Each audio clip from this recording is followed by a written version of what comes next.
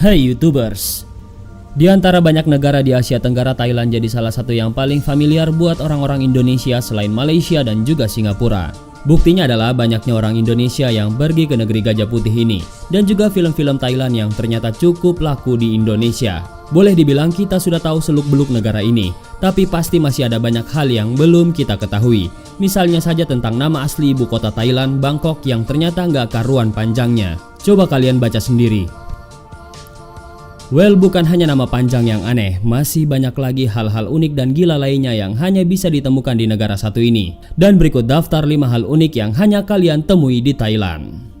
Tapi sebelum masuk ke daftar, di bawah video ini ada tombol subscribe atau tombol berlangganan. Kalau kalian suka dengan konten-konten daftar 5, kalian bisa menekan tombol itu untuk berlangganan video atau konten daftar 5. Dan ini gratis. Oke, lanjut. Ladyboy. Ada salah satu hal yang paling ikonik dari Thailand. Yap, ladyboy-nya alias para pria yang berubah jadi wanita. Di Indonesia sendiri juga sebenarnya ada, tapi di Thailand levelnya lebih ekstrim. Hal tersebut bisa dilihat dari segi penampilan mereka yang benar-benar sangat cantik. Bahkan begitu cantiknya, wanita-wanita asli Thailand sendiri sampai mengaku iri. Hal ini harus jadi perhatian bagi para pria yang ingin datang ke Thailand. Sangat susah membedakan antara wanita asli dan juga ladyboy karena dalam segala hal, keduanya tampak terlihat sama. Bukan hanya fisik tapi juga gestur tubuhnya. Tapi tenang saja, tetap ada cara untuk membedakan mereka. Salah satunya dari cara mereka memilih toilet. Para ladyboy meskipun tampilannya seperti wanita, mereka masih menggunakan toilet pria. Keluarga raja yang sensitif. Setiap negara punya aturan soal kebebasan berbicara. Di Indonesia, kita bisa berkata apapun, bahkan termasuk menyindir-nyindir presiden. Di negara lain tentu beda aturannya. Misalnya Thailand yang ternyata aturan soal kebebasan berbicara begitu ketat. Salah satunya adalah larangan untuk membicarakan keluarga raja. Bagi siapapun yang melakukan hal ini, pelakunya akan dihukum berat. Pasalnya dianggap sama seperti menghina. Konteks membicarakan keluarga raja ini luas. Bukan hanya terbatas tulisan saja. Dengan like sebuah status yang menghina kerajaan, hal itu sudah termasuk penghinaan dan bakal dikenakan hukuman berat. Sangat ketat dan tegas pemerintahan Thailand soal hal ini. Kalau di Indonesia sih sepertinya bebas-bebas saja. Topi anti nyontek. Mencontek ternyata jadi wabah yang mendunia, termasuk juga di Thailand. Tapi kebiasaan buruk ini sepertinya berangsur-angsur berkurang setelah pihak-pihak terkait di sana memberlakukan regulasi khusus.